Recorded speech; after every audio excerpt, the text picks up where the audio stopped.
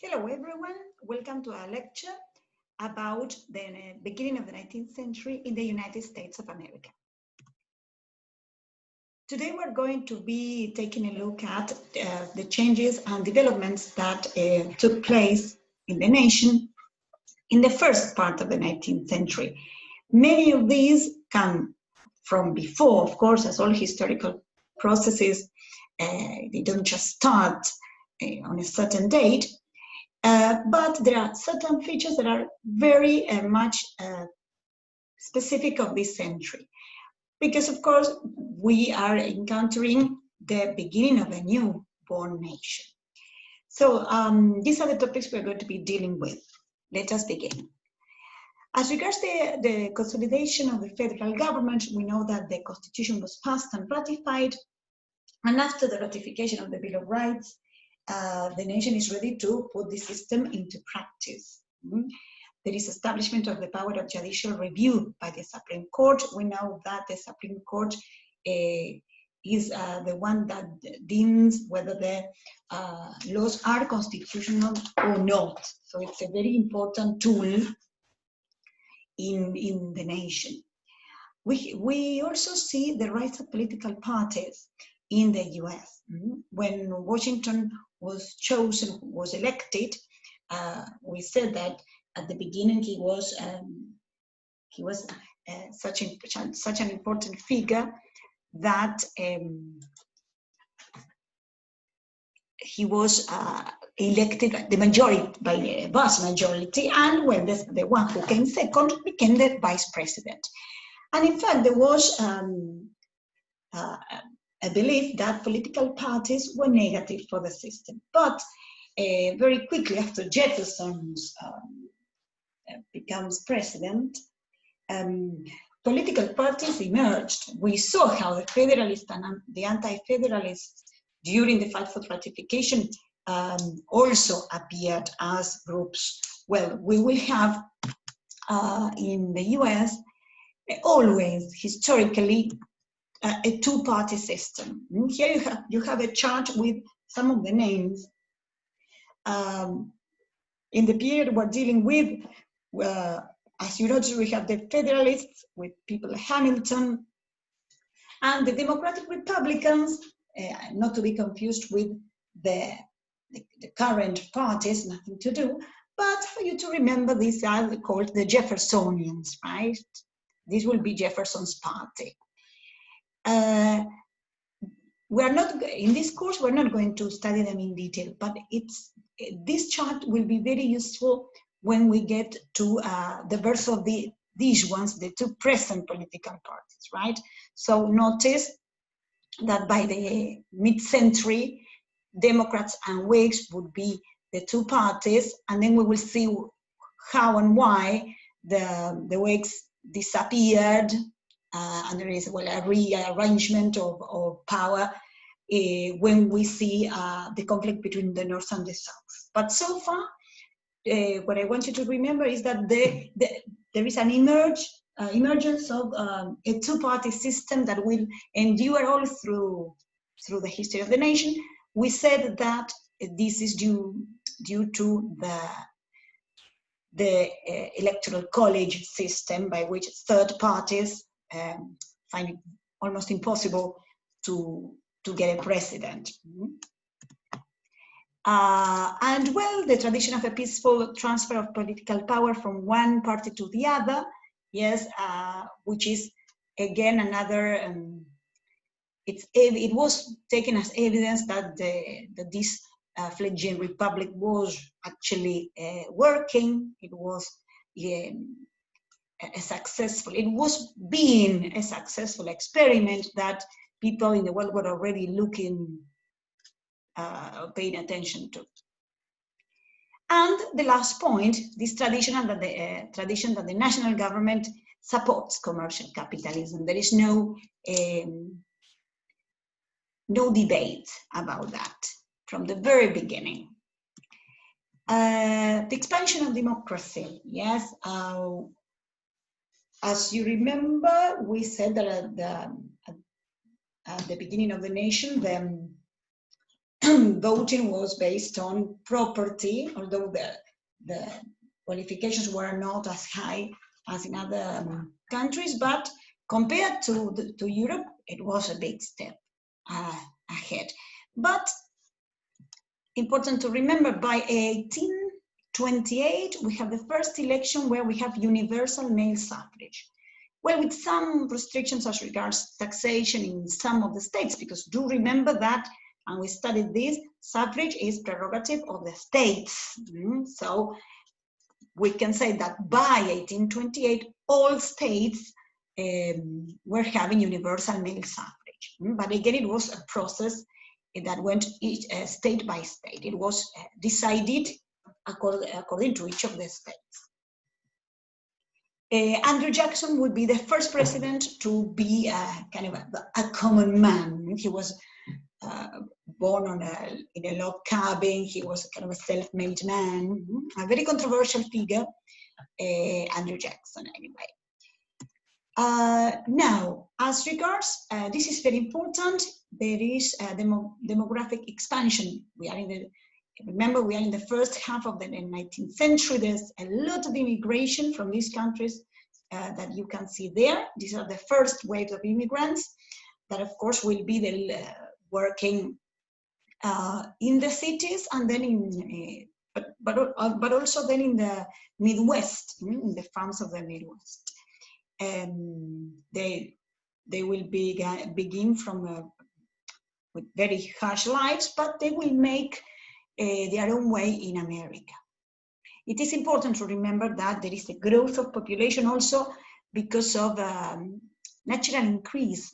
Remember that the conditions here in America were much healthier than in the continent.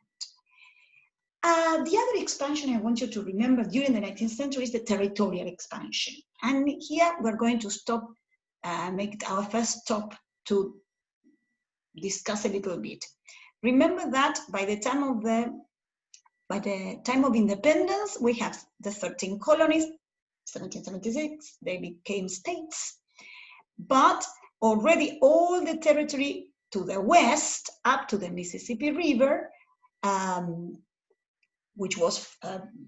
which had been French, and then it was after the French and Indian War, that territory became British, and finally after 1776, of course, it became part of the USA, and we studied in which way this new territory, the Northwest, was going to be dealt with through the Northwest Ordinance.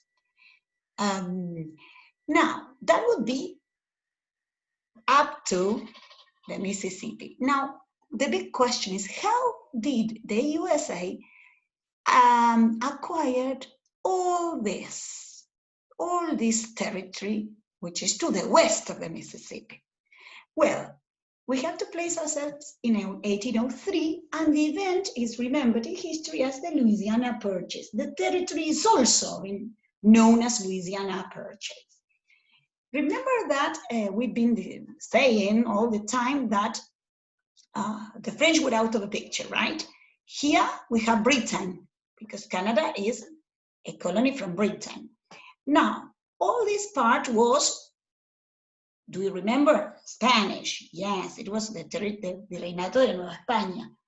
Now, the truth is, and this you may remember from your history, from English history or from secondary school, in 1803, Napoleon had invaded Spain, and Napoleon had controlled over this territory.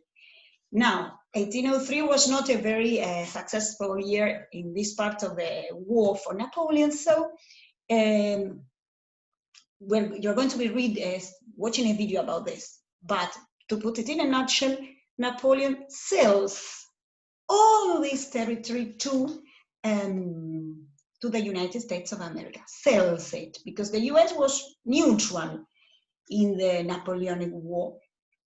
In the Napoleonic Wars, they hadn't taken any sides. There was a whole controversy whether the national government was constitutionally allowed to buy territory. And there was a whole debate on it.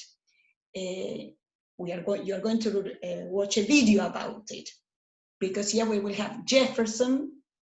Jefferson was the president, having to make a very important decision, where he found himself having to face the contradiction between his beliefs on the idea of the strict interpretation of the Constitution and the necessities of the time.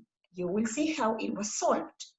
But the important thing, apart from this very interesting debate on politics and the role of government, is that Jefferson and his men and his group, by making the decision of actually buying Louisiana, doubled the size of the nation. And this changed history. It was a bold step, and he took it. It was an opportunity because it was sold very, very cheaply, so much so that this event is remembered in history as the biggest bargain in history, or something of the sort, because really the acres were like very, very little money. Of course, nobody knew, or there was very little information about which were the sources and which wealth was there. But this is also very typical of the American approach, the idea of, okay, grasp the opportunity, grab it, and then see what happens. Now, something super important. Nowadays, we have a state called Louisiana, but that is much, much smaller. Louisiana is the name of was the name of the whole territory. Of course, this is connected to Louis, because at the very beginning, the French were here. Do you remember, guys? So as the French were here, they had called the territory Louisiana because of King Louis. You may remember that here we have a very, very important and prosperous port, New Orleans, which the French had founded, remembering Orleans. So by acquiring all this territory, the US was also acquiring a very important harbor.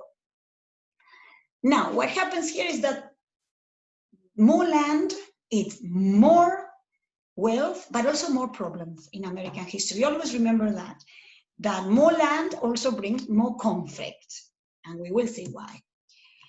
Okay, here we have a nice map where you can see the present, all the present states that are now in the part of the nation, but which were part of the Louisiana Purchase. So Arkansas, Oklahoma, Missouri, Iowa, South Dakota, Wyoming, all these are the Great Plains, very fertile.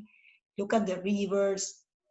So you may imagine too that, as you know, all this part is the South, which is very fertile, and also you can start to imagine that the plantation owners were very happy to have now more land for slavery.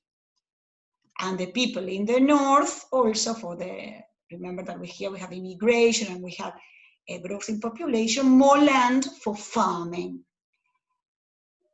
Okay, let's see. In the PowerPoint that corresponds to this video, you have the link to this. This is a TED Education is a very reliable source, and the explanation given as regards Louisiana Purchase here will be very relevant for our discussion. So watch it and please answer these questions. Okay, now important. Remember, we're heading to our next stop in history, in the history of this country is the Civil War, 1860 Civil War, a war that we will have brother against brother killing each other. So we have to understand that conflict. We saw that the difference between the North and the South have always been there. But remember, I always tell you to have like a chart of the south and the north, southern features, northern features in economy, etc. Add to your chart these changes that will be added up to what the already very different kinds of societies that we had in the north and in the south of the nation. So let's see what changed in the south in the 19th century. Now, the question of slavery, yes, this was discussed in the readings of Outline of American History, chapter 5, and these are discussions that we held last class or we're going to be holding in the following class, depending on the groups. But what we said is that although many people thought, it was widely believed that slavery was going to die out, because, you know, when we're talking about a kind of economy that needs all the time more land. So it was believed that once the slaves, once the land was exhausted and used up, but there were more and more slaves because, you know, they reproduced, slavery was going to be not profitable anymore. Now, this of course was changed by different, by certain elements, which I'm going to explain here. What made slavery very profitable again and changed the history of what everybody was expecting, this dying out of slavery? Well, here we have three elements. First, the technological element that Eli Whitney invents or creates this device, the cotton gin, the one that was here, by which it is now very easy to produce cotton, very easy and very prosperous. And that's why this is the moment, this is 1830. So after that year, instead of tobacco, the new cash crop and the export from the south will be mainly cotton. So we have cheap labor, intensive labor, we have this technological advance, and we have the demand, because the Industrial Revolution is already in full swing, by which we have demand, especially in Britain, of cotton for the textile industry. So this is the second element, the element, the Industrial Revolution demanding this raw material. And then the third one, Louisiana Purchase brought all that land that was needed. So now we have more land, we have the whole recipe for success. And the South, North American South, is very prosperous, and it brings the nation a lot of wealth. This is what we must remember. It is not only the planters who were getting rich. This was, of course, wealth that was brought to the nation. And well, here we have the concept of the cotton kingdom, right? You can see how cotton production soared during the first part of the 19th century. All right. Remember we said more land, more problems. All right. This takes us to how do we solve problems generally, sectional problems, sectional conflict in the US. Historically, we said the magic word many times was compromise. We talked about the compromising for the debates in the Constitution, for example, so the Great Compromise. And remember I said, remember that word, it's a key word. So we will see now another example of how conflict is solved by compromise. Now, something very important, and please remember this for the discussion of civil war. Look, we have here, by this time, this is 1819, and here are two concepts I need you to pay attention to. For the concept of free states and slave states. What does it mean? Free states are states where slavery is illegal. They have abolished slavery. Remember, we said that the northern states very quickly after independence abolished slavery one by one. But just in those states, notice New Jersey, Pennsylvania, Rhode Island, there is no economic basis here there's no economic need for slaves. So they abolish slavery. While the slave states are those states where slavery is legal. And of course, you may recognize here all the southern states, Virginia, North Carolina, and then if you have a map, you'll check where they all are. Alabama, Mississippi, even today, this is the Deep South. Where is the fight? The fight is in economy, the fight is in society, but the big, real struggle is in Congress. Why? Because remember that each of the states have the same number of senators. Now, what happens if there is a higher number of free states? They will be able to pass laws protecting their own interests that are opposed to the ones, generally opposed to the ones in the South. And the same would happen the other way. So it was key, it was essential to keep a balance in Congress, to having always trying to have the same number of free states as slave states. And this was done. You see, you have between brackets the date when each of these states became states, because remember that before they are territories until they reach a certain number of population and they can apply for statehood. But until that moment, they are territories. Now, once they became states, yes, example, Illinois got the required number of inhabitants in 1818, in 1817, for example. They apply for statehood. Where? To Congress.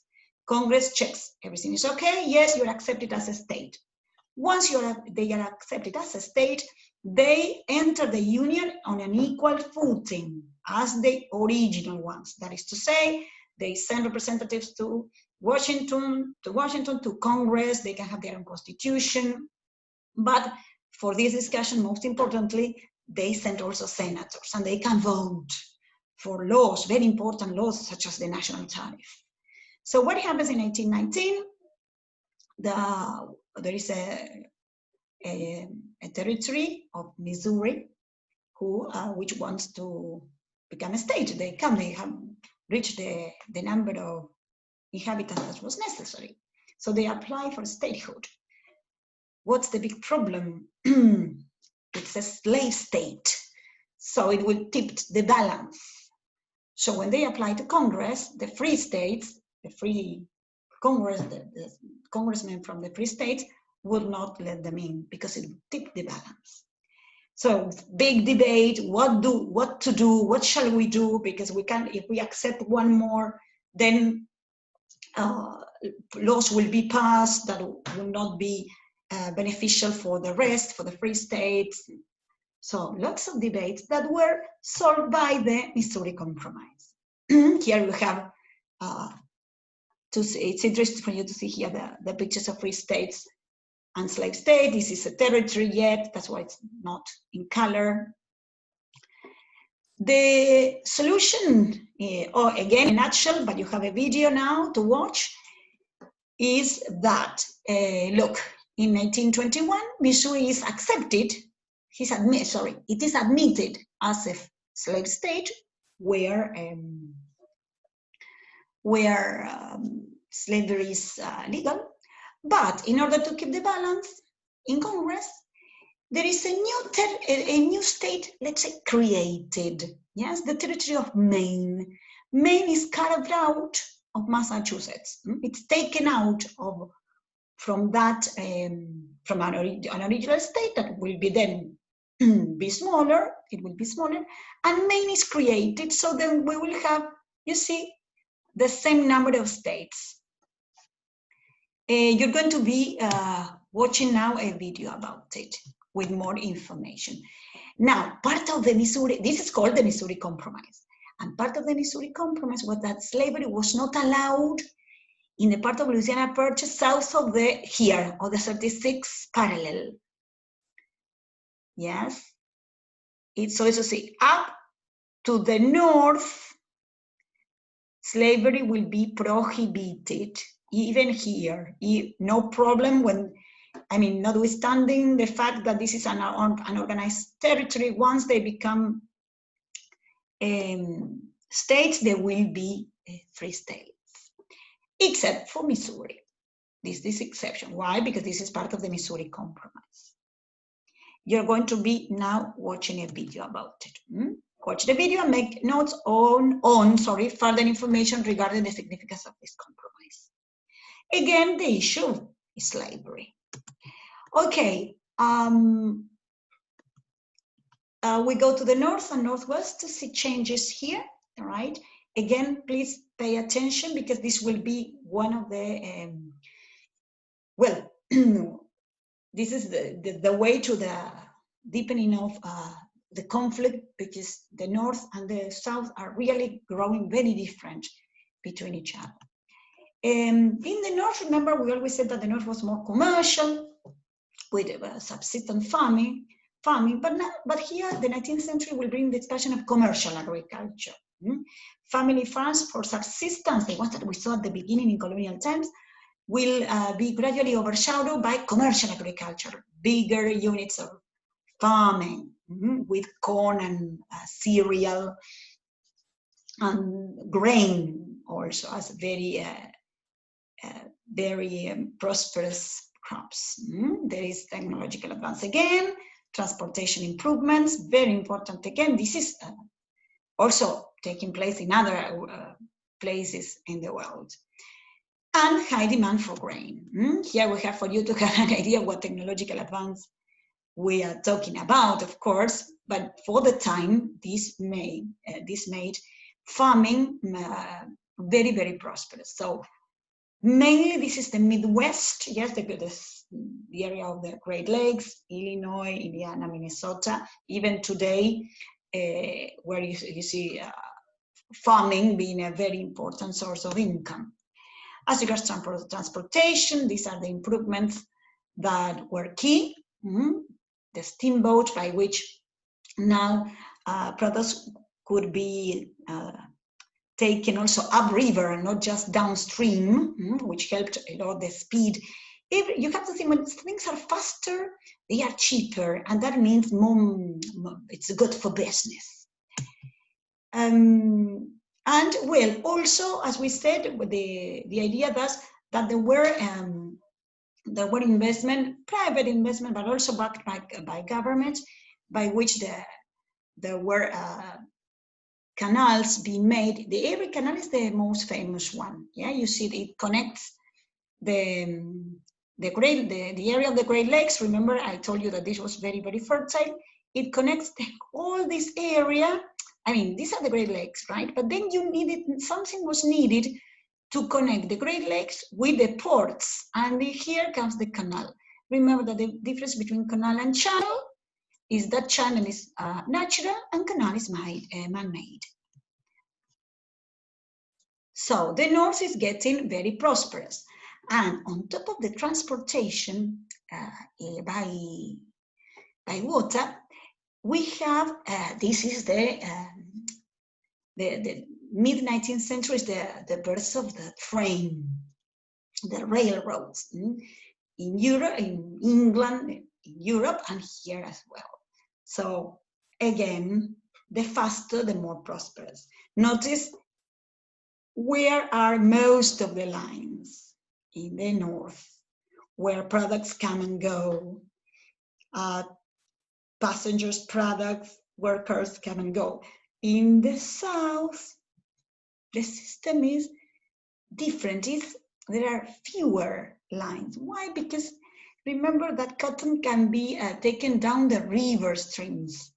There's no need of so much transportation of products. Cotton is export mainly. This will be key it will be very important during the Civil War, because the North will have this the very important advantage of the railroads to carry the troops and ammunition and foodstuffs. Okay, and this is also very important. The North is developing industrially in a very high speed, and these are the causes. Some of them we have mentioned, like transportation, the government supporting commerce. We talked about the protective tariff, it is mentioned in the book. And this idea of the American system, the idea of mass production, producing a lot, the same, and with a big market, because remember that we have a lot of people. The internal market of the US has always been one of the elements that can account for industrial development, because you produce and you have your own people that buy. And this is key, having an internal market that then can foster a strong industry. This will lead to towns, the first textile towns in New England, the first industries. First, the first ones were married women, then we will have the immigrants. And of course, the work, there was child labor, yes, it was not as unhealthy as in England, but the textile mills were not very pleasant places. And when finally the development of towns, yes, when we have industrialization, we always have urbanization. So for you to check, look at the development of cities by 1820 and 1840, and notice again where the cities are placed. Most of the cities are in the north. Remember that for agriculture, you don't need that much urban centers. Again, this will be important during the Civil War. So we stop here. We still have to discuss the rest of the territorial expansion of the United States, because we only got to Louisiana Purchase. We will be studying next week how the nation got to reach the Pacific. So thank you very much for listening. The idea is for you to please watch these two short videos on Louisiana Purchase and Missouri Compromise, and then we will be discussing it. Goodbye.